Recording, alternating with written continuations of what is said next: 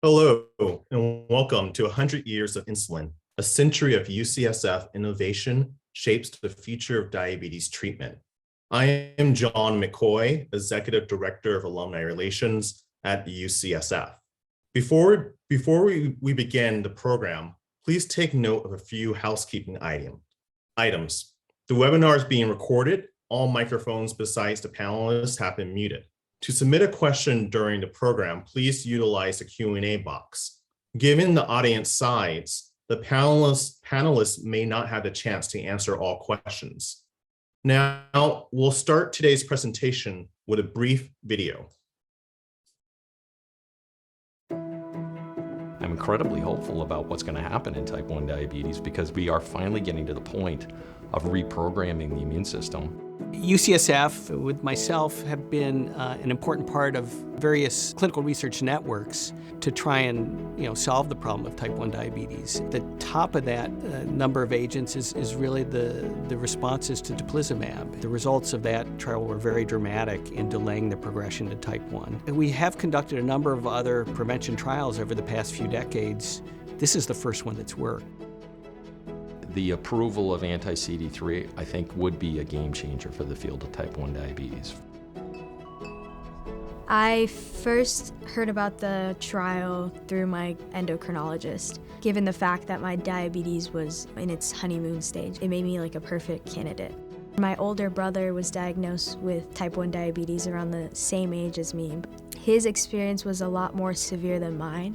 Made me realize and understand how the study has impacted my diabetes as a whole, and it helped me manage my diabetes in a way that my brother never had a chance to. I was diagnosed with type 1 diabetes in 1966. I was just about 18 months old, and I did have a number of low blood sugar events during the night where I'd wake up in the hospital and no memory of what happened, but I knew it was serious. In my late 30s, I knew something had to change, and we started looking into more advanced or aggressive therapies. And then we started investigating a whole pancreas transplant, which I ended up receiving in October 2010. It's literally saved my life. Type 1 diabetes results from immune destruction of a single cell type, and that's the insulin-producing beta cell. Just with the loss of that one simple cell type, it's a very difficult chronic illness to manage.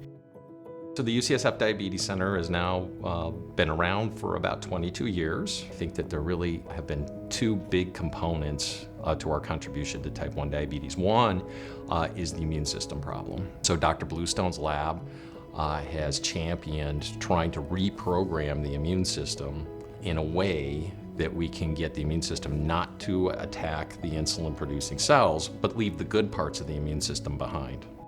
A couple of key components that his lab has contributed to the field have been the development of a drug called anti-CD3, which is now on the cusp of FDA approval. So it's been a long journey in developing teplizumab, starting some 36, 37 years ago at this point. Our first real major publication was in 2002 in the New England Journal of Medicine, where we showed that we could take patients who had just developed type 1 diabetes and try to prevent or reverse the disease before all the islets were destroyed. And so that was really the first demonstration that teplizumab could really slow down, if not reverse, the disease in many of these patients. Over the years, we've had a number of patients and families that have come through to receive this experimental medication here. There's just been a lot of excitement with each of these efforts, the way that it's altered their natural course of diabetes over time. And then another area that's rapidly evolving, but still in the development stage, is a really interesting population of T cells called regulatory T cells. And Jeff's lab and also my colleague Kitsei Tong have championed bringing that to the forefront of clinical therapy. We have already performed the phase 1 clinical trial of generation 1 regulatory T cells. My lab is working on the next generation regulatory T cells to improve their potency and safety. And if you want to get into a mode where you really want to move the needle in a challenging disease, you got to take chances, you got to take risks, you got to think big. And this is where the philanthropy really can make a huge difference. So at UCSF, we have a collaborative lab team. We've been working together for more than 5 years. So this Gordon gift allowed us to now continue our work and tackle all these problems at once and by putting all our expertise together. Mike and I choose to give to UCSF because we know our gift will be wisely managed. We have full confidence in the Diabetes Center, and we certainly hope that this will also inspire others to give. For us to be able to support these researchers and give them multi-year support, where they're not having every year to go out and fundraise and not sure where their next dollar is going to come from, we felt that would be a great way to drive a cure for this disease. And the Diabetes Center has been a home for some of the most important aspects of type 1 diabetes and type 2 diabetes, from the discovery of insulin to the discovery of beta cells to discoveries having to do with cell therapy. It's been a real privilege to be a part of this organization. The problem in type 1 diabetes is the immune system making a mistake. There are many other diseases where the exact same thing happens, but a different organ gets attacked. All of those diseases, the switch that's being controlled is similar to the switch that's in type 1 diabetes. So what's discovered in type 1 diabetes can be things that can be applied to these other devastating autoimmune diseases. Again, it's the opening the door, getting people to change their thinking that I think is going to be part of the revolution here.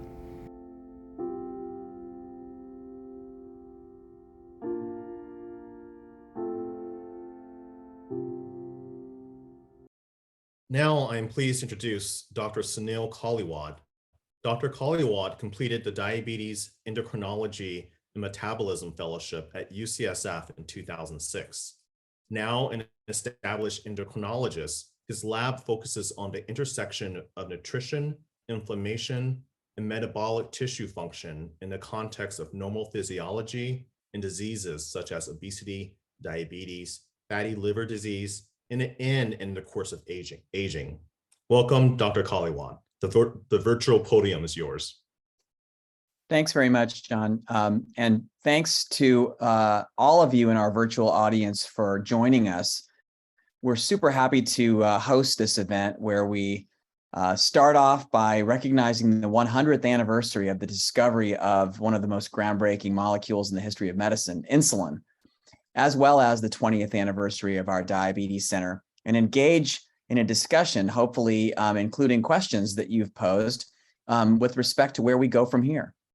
So with that, let me just start off by providing a little bit of background with respect to insulin, diabetes, and where we are right now, as well as some of the challenges. And a little bit along the way about UCSF's, I believe, outsized role in getting us to where we are. So in 1921, insulin was discovered.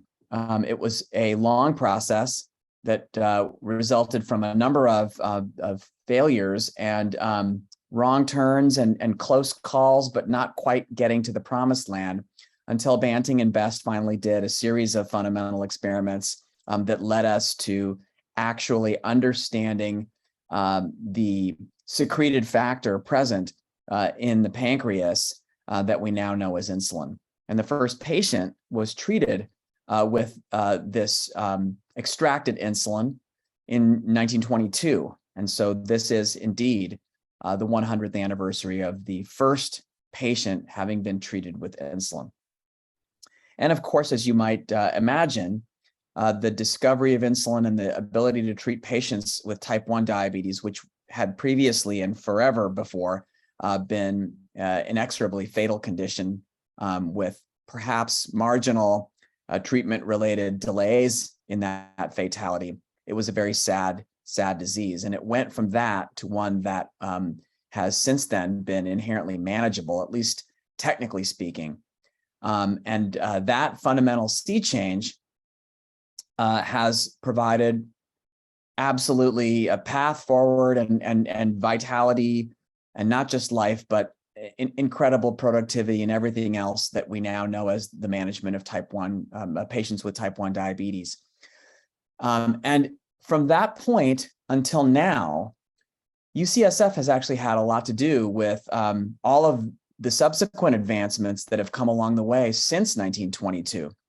For example, for 50 plus years after the discovery of insulin, with metformin as one drug notwithstanding, we really didn't do anything beyond what we were able to do right after the discovery of insulin for patients with diabetes.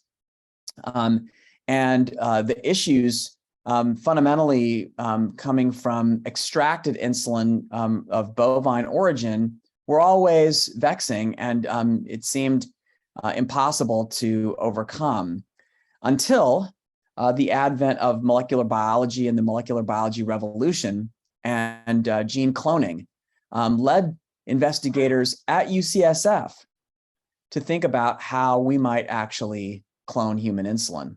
And that happened at UCSF. And the first recombinant insulin and companies that created recombinant insulin for the first time benefited from the discovery that was made at UCSF.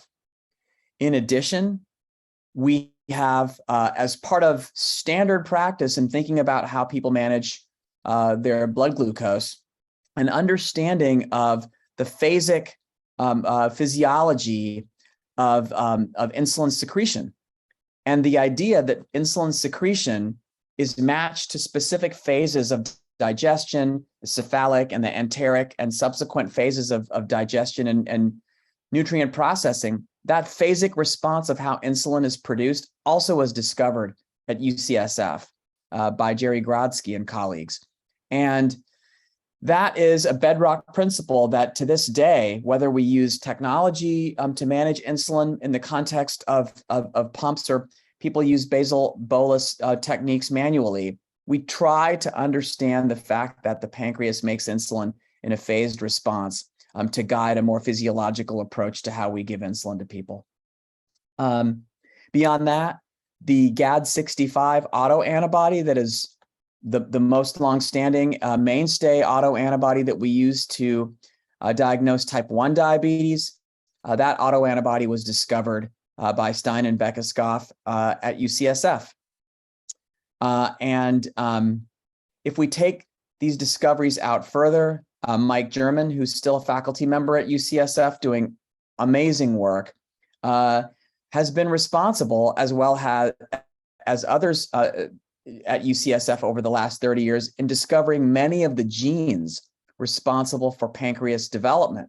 And that has put us at the forefront of beta cell stem cell biology in the race to create the most true to form beta cell that we possibly can for ultimately delivery back into the body and rectification of the problem of diabetes fundamentally once and for all, especially if those cells can be derived from the patient in question, so-called iPSC technology.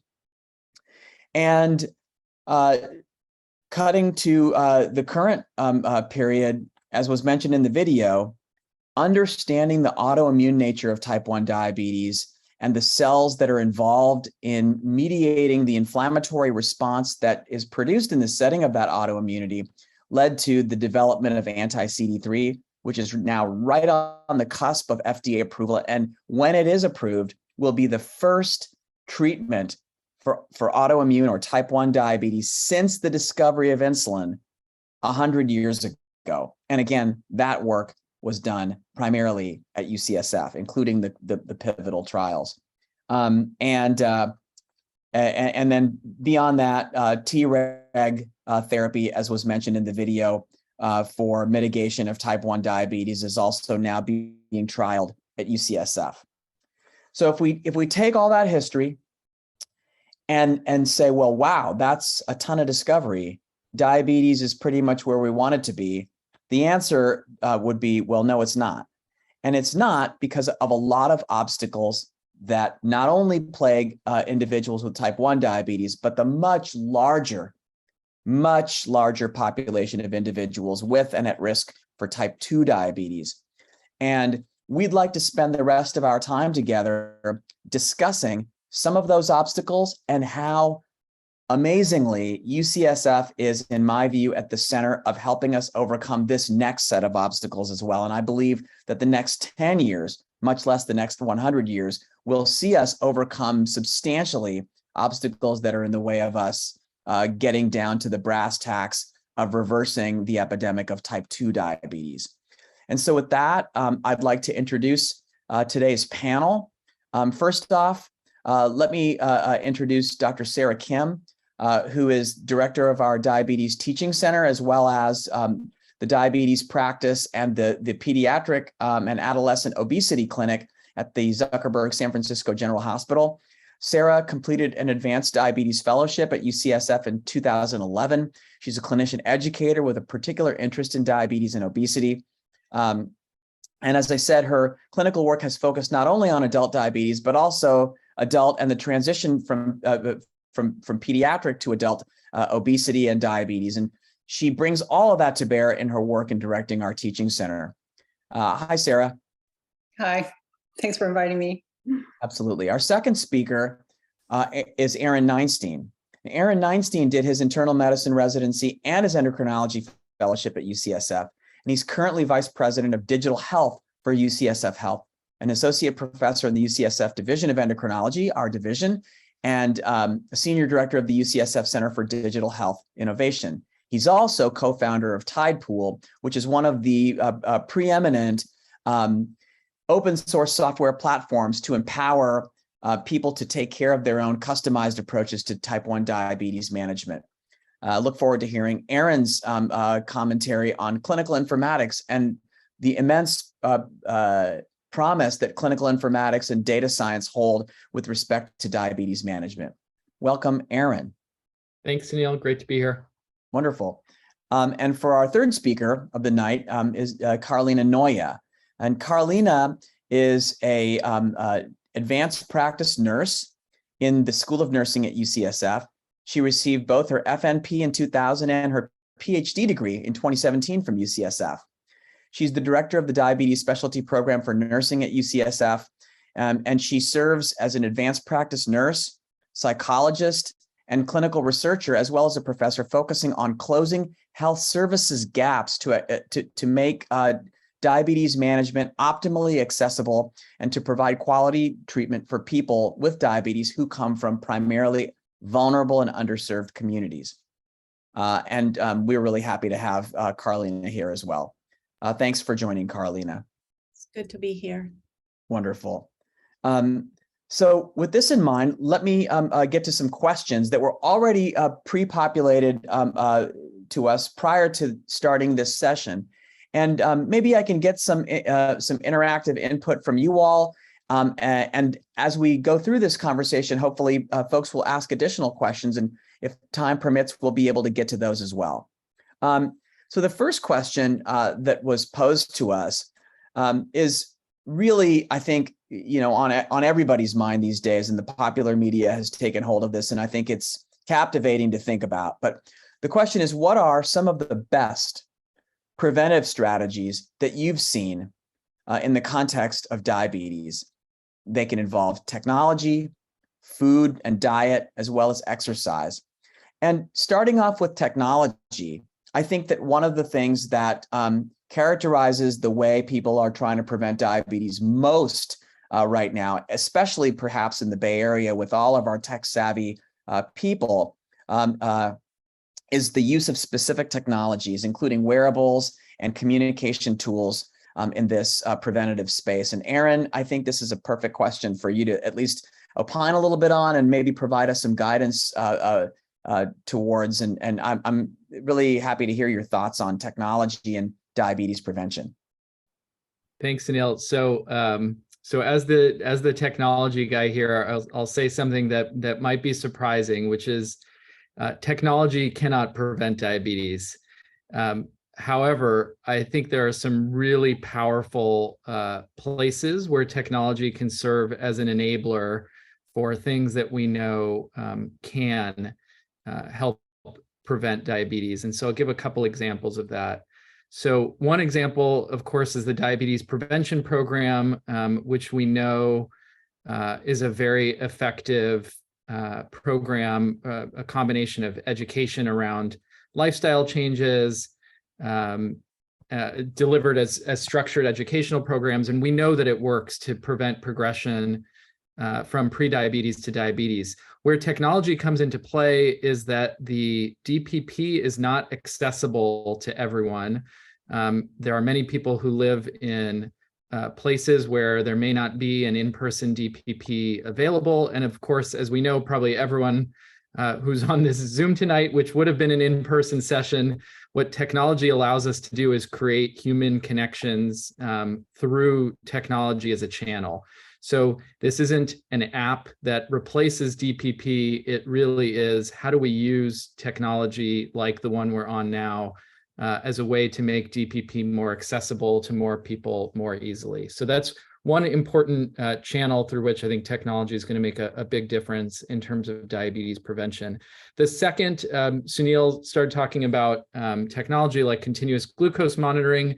Again, CGM is not going to prevent diabetes on its own, but I think there's early signs that there's promise in using it as a tool for biofeedback to facilitate that coaching and conversations between a doctor and patient, or an individual with some health coaching to facilitate healthier behaviors that we know work. And so I think the big picture is, and you know, I'll pivot over to Carolina and Sarah to opine more here. Diabetes prevention is a public health issue. It really requires large structural policy changes. But I do think that technology can be an enabler through diabetes prevention program, through CGM as a biofeedback tool. And with that in mind, let me pivot to Sarah momentarily just to talk about how our public health and safety net systems play a role regionally and in individual urban areas in actually guiding implementation of some of these best practices. And the portals with which patients can access, that assistance through the safety net where they live. Sarah, you live in that world. What are some of the challenges, and where are we with that? Yeah, I'm really proud to say that actually at San Francisco General Hospital, where we do take care of the San Francisco safety net, that we've had DPP available even before insurance now covers it through a grant mechanism. And so we've been offering DPP either during the pandemic on Zoom, or there's actually an app version through a company called Omada that the patients can choose. And nowadays, as things have loosened up, we've always offered a gym membership. And so people are also able to, with this grant, go to a gym and exercise. So we've always offered that. We've offered that for many years at San Francisco General Hospital. So really good to help our patients. In addition, I think there's been a really decent attention to obesity treatment. You know, obesity is often the precursor to developing diabetes, overweight and obesity. And as a practitioner in both the pediatric obesity clinic and now the adult obesity clinic, which was started several years ago, we've started to implement not only dietary changes, but medications, newer medications that are specially designed for weight loss. And then also just the sort of acceptance and adoption of bariatric surgery as something that is an option for people, and nothing like weight loss to prevent diabetes. And so making that available to our population here through a clinic and just adopting these newer medications with the explicit goal of helping people to lose weight. Carolina, I'd like to get your sense as well. As Aaron mentioned, the immense societal element in all of this, and the sort of policy related changes that need to happen in order to sort of open the doors and create equity in this space, because diabetes prevention is largely about inequity. And you really kind of have created a career around understanding those obstacles to equity and how we overcome those. You've done it clinically as well as thinking about this from a research perspective. Any thoughts on this topic from the way you look at it? Yes, just a couple of thoughts. I think this is just so incredibly complex, right? So thus far, we've been talking about diabetes and obesity. We've talked about technology. We've talked about secondary prevention, right? Where we have medications, we have interventions that could help prevent the development of diabetes if you are already obese. But I think where I feel we are failing really as a society is really thinking about primary prevention, right? When we think about, you know, let's think about down the, you know, when kids are born and they already born with a high risk of obesity because their mother perhaps was obese, right? We know that increases the risk. And then you add to that all the structural and environmental barriers that they're born into, right? So when we think about prevention, whether it's diabetes and obesity, we tend to think of interventions for individuals, right? We expect people to somehow, even though they are navigating incredible barriers and environments that are not supportive of health behaviors, we expect people somehow to have superpowers and be able to engage in these behaviors in order to achieve health.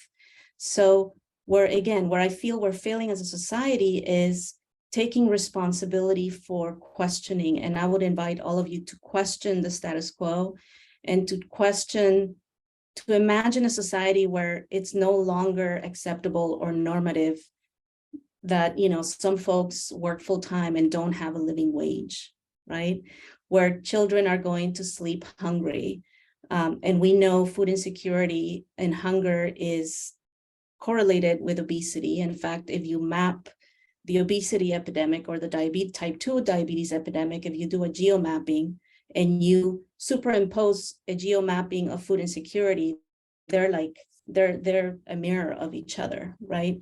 So I think we need to, as healthcare providers, as members of society, we ought to start questioning and start disrupting the system that somehow has made it so that we all accept this as a truth, right? Accept this as a truth that there should be such inequities, right? That we have a system where some folks have the resources and others don't. And then we design interventions to do patchwork, to try to pick them up and help them navigate this tormented, difficult life without any resources. So again, that speaks to a radical change in, in policy, at the structural level, in how we, think about a living wage, think about food security and housing security, not as a social need or an optional thing that may happen in liberal communities, but as a basic human right, just like universal access to healthcare. So I'll stop there. Yeah. I wanted to just sort of build on that to mention that Carolina, you're part of this, that UCSF is doing something in this regard, which I think, again, is cutting edge, and that is taking our health system. Health systems these days are thought of, and you all know this as attendees here, largely focused on individual provision of care and the bottom line around that individual provision of care in an increasingly competitive environment. UCSF Health has a population health group that has decided that we would like to focus a population lens on diabetes. Our division of endocrinology and metabolism is now involved in this pilot, and Carolina is working with both the School of Nursing and the health system's population health to try to create a pilot program to create better equity for dispersed and diverse populations of people that include those that are highly vulnerable. And hopefully we can have this event again in a year and we can report back to you some of the progress that we're making. But I do think thinking about diabetes as a population health issue, even in the context of academic medical centers and the way that we treat diabetes, is one of those sort of sea change policy related switches that we're going to have if we're going to make headway. I would like to move on to the next question, because that is a meaty one that we sort of tackled the first round here, and it's a more specific one. And I'm going to pivot this to both Aaron and Sarah. The question has to do with insulin allergies. And my thinking whenever I hear about insulin allergies is, making sure that patients and or their providers don't mistake hypoglycemia for an insulin allergy, because hypoglycemia is much more common in response to insulin than true allergy is. And in my estimation, I think point number 2 would just be that true allergy is relatively rare, if not exceptionally rare. However, I think adverse responses to insulin happen. And Sarah, maybe you could just, help us think about a few adverse responses to insulin, or maybe you're like 1, 2, 3 of what you think about when somebody says, I'm wondering if I have an allergy to insulin, or I wonder if I'm not able to quote unquote tolerate an insulin. What kind of things would you like them or their provider to think about? That's a good question. So, if someone is intolerant of an insulin, I would think about the pharmacokinetics of it. So there's, the different insulins that we have available are distinguished by their onset of action and when they peak, or if they peak, and then their duration. And we're trying to mimic physiologic insulin requirements, but we don't do it perfectly. And we're using these types of synthetic insulins to try to patchwork together one's 24-hour insulin needs. And it could be that if someone's not doing well with a particular insulin, that it could be either too fast or too slow, lasting too long or not long enough. And so I would look at, whether the pharmacokinetic profile matches well with what the patient needs. And, there are newer insulins, for example, faster than aspart insulin or faster than Humalog insulin that might be appropriate for some people. There's inhaled insulin, which is not used very often, but has a very, very quick onset and offset. So I would think about mostly that, and then making sure the patient has been, has a really good foundation of insulin use in relation to blood glucose checking and carbohydrate intake. That all is sort of fundamentally there. Yeah, I completely agree, and I think that maybe one principle there is that adverse responses to insulin tend to be situational ones that are the juxtaposition of the patient's behavior in one way or the other and the pharmacokinetics of the particular type of insulin that they're using. The mismatch between those two leads to a response.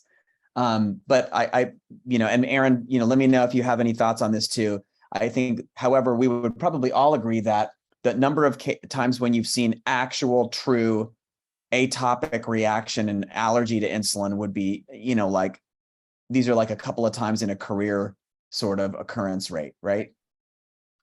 Aaron? Yeah, correct. You said it well. Actual insulin allergy is incredibly rare. I think the other piece I'd build, I completely agree with what the two of you were talking about in terms of the pharmacokinetic profile. The other factor that can often play a major role in that is the injection site. So it's very common that people may not be, properly rotating their injection site, or if you've had diabetes for a long time, you can develop lipodystrophy or issues in the fat tissue that can make insulin appear as if it's working very differently at different times. Of course, also if someone is using a pump, there can be a lot of issues around infusion sets and sites. So I think, exactly what Sarah was talking about. Look at the profiles, look at the types of insulins, and then look at the sites. I think the other thing, I often think about, like, what's the pathway from my pen in all the way to insulin in someone's bloodstream, and where can things go wrong? Insulin can go bad if it's left out in the heat. So there can be other things sort of along that pathway from, the minute we write the prescription to the insulin going into the bloodstream. There's a lot of different things that can go wrong along that pathway. Yeah, absolutely. These are we've captured a lot of our thinking because this is the kind of stuff that we have to work through, and differential responses to insulin happen all the time, and it does take a thoughtful approach to try to figure out what led to that for each individual patient, and the answer is often very different for each individual we take care of. I will go ahead and take the next one, and would invite anyone to add anything to it. I think so. The question has to do with rates of both type 1 and type 2 diabetes rising. What do we see as the next innovation in treatment? And any thoughts on how we can better prevent diabetes? Well, we talked about prevention, but in terms of rates of type 1 and rates of type 2 rising, I think we hit a little bit on it, but let me just underscore that I believe that rates of type 1 diabetes, which are actually, sort of gradually but progressively rising, probably are a function of two things. Number one, they're a function of better capacity on our part to diagnose type 1 diabetes effectively. The knowledgeable use of antibodies and the greater number of antibodies that we now can effectively use across multiple practice environments quickly and easily and get it paid for allows us to make an effective diagnosis more rapidly than we might have in the past. We can also now do diagnostic testing on people who have, family histories of type 1 diabetes, who may not necessarily have it yet themselves, and already know now the ability to predict people who will go on to develop, or at least highly likely to go on to develop type 1 diabetes. And if you add all that together, that adds to a rate of rise in type 1 diabetes that's a function of our diagnostic abilities. And then beyond that, there's also, and there has been for a while, although I don't think that this is by any means a settled science, the notion that so-called clean environments and their increase in our world are leading to higher rates of type 1 diabetes and maybe autoimmune diseases in general. That is something that is intriguing. The notion that a robust, self-tolerant but highly responsive immune system benefits from exposure to a wide array of antigens soon after birth, and that raising children increasingly in a much cleaner environment due to a lot of built factors that characterize modern life might actually shield the immune system from that effective development and therefore increase intolerance later on when exposed to a specific antigen sometime down the line. And the other thing I think that goes along with perhaps modern life, that at least there's some literature that suggests a contributory element is breastfeeding. I think that the rates of diabetes prevention, if you will, or reduction in people who breastfeed their offspring is substantial enough that it seems like it could be a reasonable element. And again, that could be because of a more effective transition from maternal nutrition to the developing child's own immune system. Maternal immunity to the child's own developing immune system that you can get a bridge through a vulnerable period of development that minimizes the rate at which autoimmunity might develop later on in life. And I think, again, these are all intriguing ideas. None of them are bona fide settled areas of science. And so there's a lot of active research in the areas of the clean hypothesis as well as breastfeeding related immunological protection. For type 2 diabetes, I think, and there's another question that we'll get at this a little bit more, but clearly the type 2 diabetes epidemic is really a syndemic with the epidemic of obesity. And if not for the epidemic of obesity, it's unclear the extent to which type 2 diabetes rates would have risen, astronomically as they have over the last 20 years. That plus the increasing reliance on processed foods that are rich in carbohydrates that themselves are enriched for simple carbohydrates, including carbohydrates like fructose and high fructose corn syrup. If you take that whole modern food industry that's carbohydrate focused and associate that with the concomitant obesity epidemic, that probably accounts for a lot of type 2 diabetes rate and rise.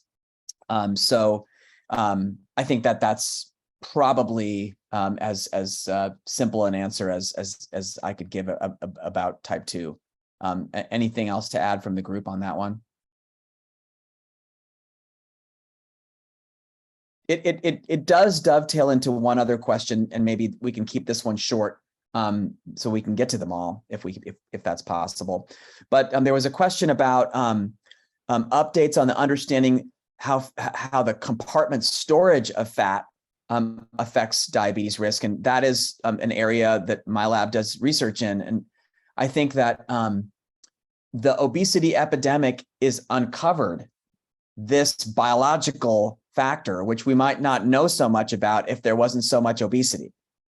Meaning that in the context of excess adiposity, certain individuals will develop a subcutaneous accumulation of adipose tissue. And classically, people used to call that the sort of pear-shaped phenotype, but I think that there's a lot of different manifestations of predominantly subcutaneous fat deposition.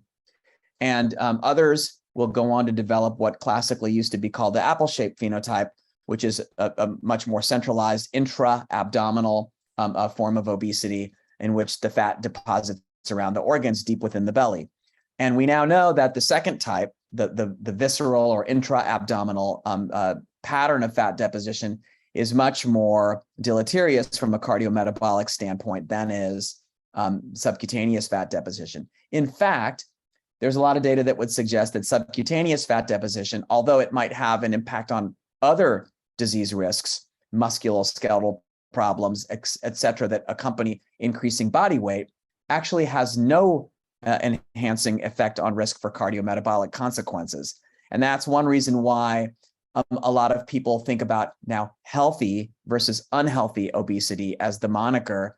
And healthy obesity is just going to be manifest in a world where there's a lot more obesity, like there is now, and may not be metabolically harmful at all. And so we really need to identify ways to find people who are developing unhealthy obesity, use appropriate anthropomorphic tools, as well as other tools if we can get them to be done cheaply through imaging that can allow people to be phenotyped accurately, use that in conjunction with an accurate diagnosis of metabolic syndrome, and then be really aggressive in prevention efforts and treating individuals who have unhealthy obesity. Beyond that, there's a lot of science focusing on specific ectopic compartments of fat deposition, pericardial fat deposition, perivascular fat deposition, adipose tissue depositing around the mesenteric artery and around specific blood vessels, and the biological role of the actual fat cells in those depots, including actually bone marrow fat, have specific metabolic effects because they make specific sets of specific hormones differentially. And so the level to which you have different patterns of deposition of these different types of depots creates a different internal pharmacy for that individual of hormones that are elevated or not. And that creates differential metabolic risk. And then finally, there's also an emerging literature suggesting that the microbiome and its composition helps actually determine patterns of fat deposition in people. And that can be transferred to mouse models lacking or having a microbiome as well. And that science is really interesting. And you could take an hour just to talk about that. So it's a really rich area, but definitely there's a lot being learned right now about fat depots and their role in metabolic regulation. All right. So Sarah, you brought this up, and I'm always intrigued to get sort of a more updated scoop on this. But what do we know? And Aaron, feel free to chime in on this as well. I just don't think about it as often as the two of you do. But non-injectable insulins, where are we, and where are we going, and what does that look like? Yeah, so I mentioned inhaled insulin, and that's actually been available for quite some time. The inhaled insulin is going to be a bolus insulin, a short-acting insulin, so meant for things like meals or high sugar corrections. There's pros and cons to it. It's an inhaled, sort of like a asthma inhaler type of device, come in fixed doses. So dosing you can't have an infinite sort of set of dosing amounts. There is some reduction in lung function when you use them. So you do need to get a baseline pulmonary function test before, and you really can't have chronic lung disease if you're going to use this. I honestly don't have anyone on it. But I've tried to use it before in people who are quite needle phobic. So that's there. In terms of oral insulin, I think that's much further down the horizon. At the ADA scientific sessions this past year, there were sessions on oral insulin, and it's far behind, I would say, something like weekly basal insulin. Weekly basal insulin will probably come out sometime next year, which will reduce the number of shots to once a week for the long-acting insulin for the basal. But the oral insulin has a lot more challenges. Insulin is readily digested when you try to take it by mouth, and so there has to be quite a lot of scientific advancements to get that to be ingested and bioavailable to people. So I don't know about that one. I wouldn't hold my breath for oral insulin just yet. Oh, Suneil, you're muted. Anything to add, Aaron, on that one, or? No, nothing to add. Okay. Well, let me take us through in the last 10 minutes here some of the questions that were posed during the context of our discussion thus far, and maybe we can keep the answers brief. Yeah, as far as, have you ever gone back to historical information from early UCSF discoveries for ideas for the future? I'll give you an example of where we've done that at UCSF. So a slew of discoveries regarding the genes that are involved in beta cell fate specification. A lot of those genes were discovered at UCSF. And I mentioned Mike German played a role in that. He was working in Bill Rudder's lab, and they actually discovered 3 or 4 of those canonical pathway regulating genes that actually make a stem cell into a beta cell. Well, cut to now, and there are companies as well as researchers at UCSF that have a standard cocktail of beta cell development that we can do in a dish. And those approaches, including ones that are, involved in approaches to actually put those beta cells that you make back into people as a curative strategy for type 1 diabetes, we use those same genes. And now that we know what they are, we turn them on in sequence and we make a beta cell in a dish. Well, none of that, standardized approach would be possible if the discoveries that took at that time, because you had to do, chromosome walking and then positional cloning. Like you're talking about years for each gene to discover and clone it. Now we just sort of like off the shelf, just put them in and do like cassette-like expression of these things and make a beta cell. And we ask whether it's closer and closer to the real thing. So there, it to me is an example. I think science is always a function of taking the historical information of discoveries that were made and using those as the backbone for the next set of experiments, continually. That I think is the whole point. And we do that at UCSF as well as anybody, in my view. Microbiome, I do think we talked a little bit about the microbiome. Bottom line with the microbiome is that the microbiome is known for diversity.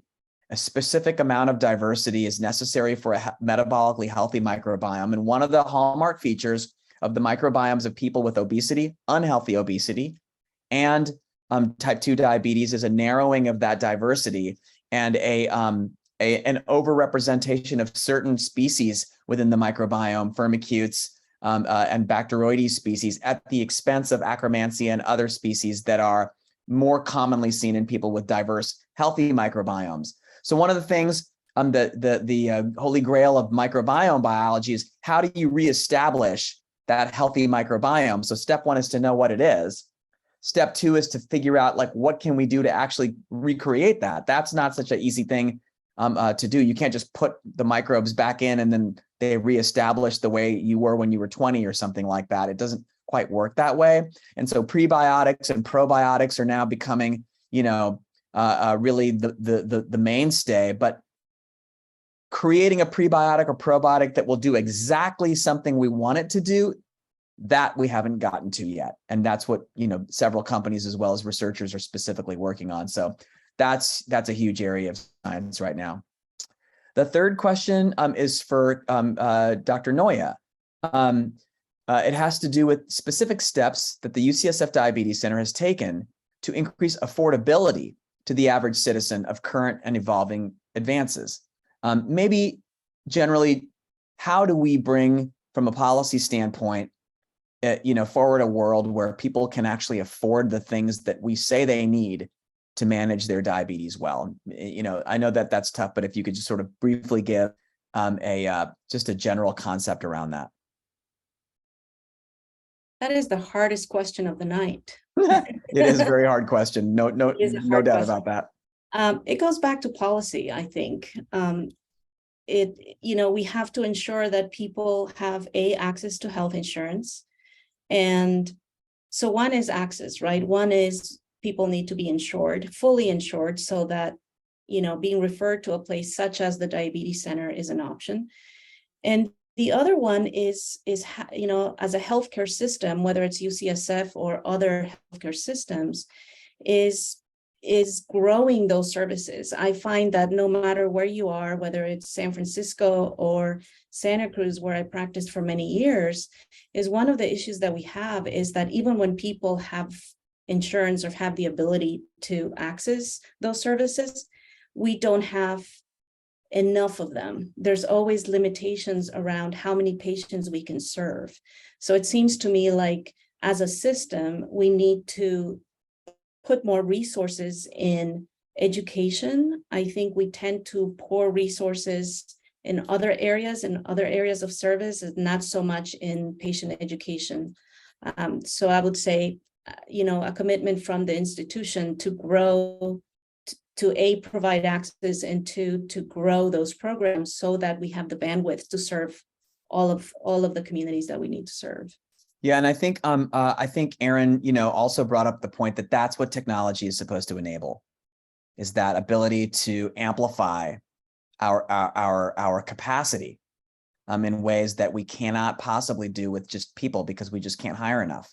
And so you have to use all of these tools, educational tools, high touch human resource related tools, as well as technological tools for management and education together in creative ways to bring everybody under the tent if we possibly can. And that's the world we're all working towards. I think the last question has to do with India. And I'm unaware, I have to say, about higher rates of type 1 diabetes, specifically in India, and the United States. In fact, to my knowledge, neither the United States or India are among the highest per capita rates of type 1 diabetes in the world. They are largely in Europe, including Northern Europe and Scandinavia. But type 2 diabetes, on the other hand, that's a different story. Both the United States and India, as well as the diasporic population of South Asians living in the United States, have very rapidly rising rates of type 2 diabetes. And one of the hypotheses around that is not just the overconsumption of carbohydrates in a more vegetarian-oriented society. And there is that in East Asian individuals and Pacific Islander populations as well. But there's also a genetic aspect that is centered around the accumulation of visceral adiposity that is very, very notable in the South Asian population. And the GWAS, or sort of genome-wide association studies on this, have shown that there are actually several adipose-specific genes that are upregulated in people who are South Asian versus other comparator groups that we think are underlying why, for every pound gained, South Asians tend to put that weight on in the center of the body versus other ethnic groups that they might compare against. And that's a huge, huge area of need in research, because if you can undo that switch somehow and change the response to calories consumed in terms of where the fat is put on a body, you might be able to mitigate some of that risk. For now, what we do is focus on the carbohydrate piece and focus on the overconsumption in general, because you just need to get the BMI down to the level that you can. It's vexing though, because some Asian groups as well as South Asian groups develop insulin resistance and type 2 diabetes at a relatively low BMI already. And it is not so easy to take someone whose BMI is 26 and bring it down to 23 or something. That's not the simplest thing in the world to do.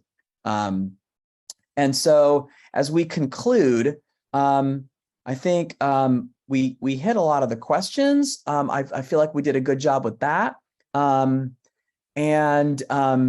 I think we talked a lot about breakthroughs along the way, which was another question. And so I will go ahead and conclude and say that, you know, if you saw, one of the things that I think is emblematic of where we are right now is we're right on another cusp. We're on a cusp of what I call precision medicine in the area of metabolic health, or precision metabolic health, precision nutrition, precision technology, precision biological treatments and reversal strategies, so that individual patients, whether by ethnicity or whether by actually individual specific details that characterize their health risks, can get reversing or mitigating or preventative strategies that are unique to them. But the problem is going to be all of the societal factors and a whole bunch of economic drivers that prevent us or get in the way of us realizing what research says we're right on the cusp of seeing. And UCSF is not only at the forefront of precision medicine in this regard, but we're also, as we've talked about, really striving to be at the forefront of how to get these things to everybody. And I think it's merging those two areas of dedication that I think is going to get us there. And my hope is that it's going to serve as a beacon to the rest of the country when they see us do these things the right way. And the four of us are committed not just to these things happening, but I think we're also committed to being a part of UCSF, getting them done and showing how it can happen and how it can work. And so with that, I'd like to thank Sarah, Aaron, Carolina for a wonderful time together. And hopefully it was a value added experience for everybody who joined. I really had fun talking about some of these things, and you can tell that we're super excited about them. So John, I'll turn it over to you, and thank you for hosting as well. Thank you all for your great comments and adding to the discussion.